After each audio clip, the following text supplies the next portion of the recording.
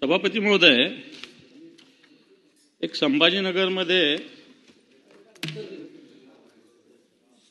Wits hotel आहे आणि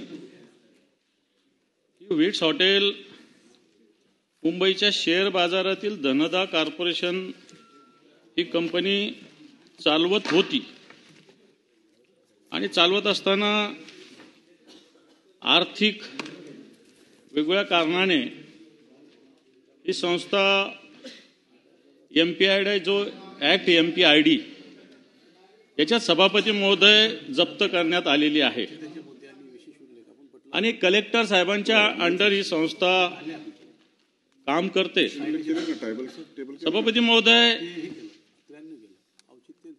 ही संस्था किंवा याचं हॉटेल सेल करण्यासाठी राज्य सरकारने म्हणजे महसूल विभागाने एक जाहिरात काढली आणि या जाहिरातीत काढल्यानंतर मिसेस सिद्धांत material procurement and suppliers company, Lakshmi Nirmal holiday home company आणि कल्याण टोल इन्फ्रास्ट्रक्चर कंपनी अशा 3 कंपन्यांचं याच्यामध्ये सभापती महोदय निविदा आलेली आहे। माझा या मार्फत प्रश्न असा आहे की या प्रश्नाच्या उत्तरात जे लिहिलेलं आहे, माननीय महसूल मंत्री साहेब, शासकीय नोंदणीकृत मूल्यमापक यांच्याकडून दिनांक 26 डिसेंबर 2018 रोजी जो मूल्यांकनाचा अहवाल आहे तो आहे 75.92 कोटी आणि हा आहे 26 डिसेंबर 2018चा। माझा याच्यातला पहिला प्रश्न आहे, 2025 मध्ये तुम्ही याचा लिलाव करता आणि 2018चं मूल्यमापन घेता। आजच्या मूल्यमापनाच्या हेतूनं मी जे प्रायव्हेट मूल्यमापकांकडून जी माहिती घेतली, या प्रॉपर्टीची व्हॅल्युएशन जवळपास 150 कोटी आहे। त्यामुळे माझा पहिला प्रश्न राहील असा की तुम्ही आत्ताच्या बाजार भावानुसार या लिलावाचं व्हॅल्युएशन का काढलं नाही, हा माझा पहिला प्रश्न आहे। त्याच्यानंतर माझा दुसरा प्रश्न असा आहे की या सगळ्या याच्यामध्ये पूर्णपणे पारदर्शकतेचा अभाव आहे, कारण इथं 150 कर्मचारी होते, त्यांना कोणतीही नोटीस दिली नाही। दुसरी गोष्ट, जी कंपनी याच्यामध्ये सिद्धांत नावाची जी कंपनी आली, याच्यात अटी शर्तीमध्ये सभापती महोदय आणि माननीय मंत्री महोदय, ही कंपनी 2024 ला हिचं रजिस्ट्रेशनचा अर्ज आहे। 2024 रजिस्टर आहे का नाही आहे मला माहिती नाही, माझ्या माहितीप्रमाणे कंपनीच नोंदणीकृत नाहीये एक, आणि कंपनी नोंदणीकृत नाही असली तर 2024चा तिचा अर्ज माझ्याकडे आहे आणि ती कंपनी 65 कोटी 75 कोटीसाठी टेंडर टाकते आणि याच्यात अटी शर्तीमध्ये लिहिलेलं आहे की 3 वर्षाचं ITR पूर्णपणे असलं पाहिजे। आता मला सांगा, जर ही कंपनी 2024 ची रजिस्टर आहे, तीही रजिस्टर्डच नाही असं माझं मत आहे, तर मग 3 वर्षाचं ITR नसताना याचं टेंडर मंजूर कसं होतं, हा दुसरा माझा प्रश्न आहे। तिसरा माझा प्रश्न असा आहे, या विषयामध्ये की याच्यामध्ये राज्यस्तरीय दैनिकामध्ये जाहिरात देण्याची आवश्यकता आहे।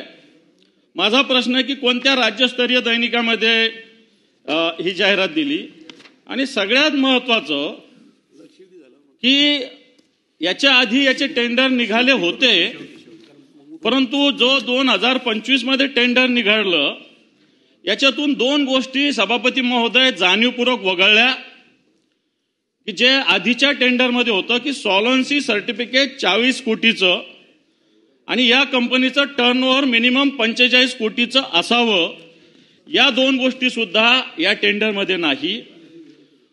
तिसरी गोष्ट, या टेंडरमध्ये ज्या कंपन्या 3 कंपन्या आल्या, 1 नंबरची कंपनी, 2 नंबरची कंपनी आणि 3 नंबरची कंपनी याचा फक्त 5 लाखाचा डिफरन्स आहे. याचा अर्थ चैन झालेली सभापती महोदय याच्यामध्ये. याच्यामध्ये रिंग झालेली सभापती महोदय. आणि म्हणून या ज्या कंपन्या आहे याचं सुद्धा बिडिंग मध्ये ज्या पद्धतीनं माझ्याकडे आकडा आहे की समजा याची स्टार्ट प्राइस 48 कोटी 85 लाख असेल, 85,56,000 आहे, तर सिद्धांत कंपनीनं 47 कोटी टाकलेला आहे म्हणजे 15 लाख कमी. दुसरी कंपनी 46,95,000 म्हणजे 5 लाख कमी. तिसऱ्या कंपनीनं 46 कोटी 95 लाख आणि तिसऱ्या कंपनीनं 46 कोटी 90 लाख अशा पद्धतीनं म्हणजे 5 लाख एवढाच. म्हणजे याचा अर्थ स्पष्टपणे दिसतंय की हा फ्रॉड आहे सभापती महोदय. रिंग करून अशा पद्धतीनं या गोष्टी दिलेल्या आणि शासनाचा मोठ्या पद्धतीनं फसवणूक करण्याचा हा प्रयत्न झालेला आहे सभापती महोदय. आणि याच्यामध्ये जर ही कंपनीचे जे मालक आहे जे अजून रजिस्टर नाही त्याचं नाव सिद्धांत शिरसाट आहे आणि स्पष्ट सांगायला काही हरकत नाही. जर ही कंपनी 65-75 कोटीचं टेंडर टाकते तर सिद्धांत शिरसाटांचे वडील आपल्या राज्याचे मंत्रिमंडळात आहे आणि यांचं निवडणुकीचं शपथपत्र माझ्याकडे आहे 2024चं. याच्यामध्ये सिद्धांत शिरसाटच्या नावाने 1 रुपया सुद्धा उत्पन्न दाखवलेलं नाही सभापती महोदय. 1 रुपया सुद्धा उत्पन्न दाखवलं नाही.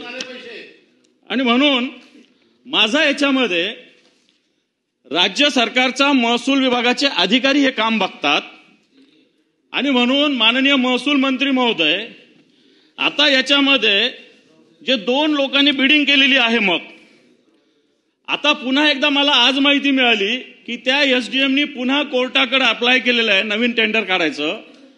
खरं तर रिंग झालेली, परंतु माझ्या माहितीप्रमाणे ज्या लोकांनी टेंडर टाकलं होतं त्यांनी पुन्हा एकदा कलेक्टरांकडे अर्ज केलेला आहे एसडीएमकडे की आमची घ्यायची तयारी आहे. माझा प्रश्न याच्यामध्ये असा आहे की एक तर तुम्ही रिंग झालेली आहे, कंपनी रजिस्टर नाही, ITR नाही, एवढं मोठं सरकारला फसवलेलं. याच्याविषयी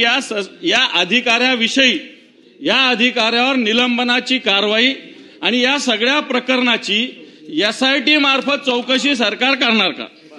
माननीय मंत्री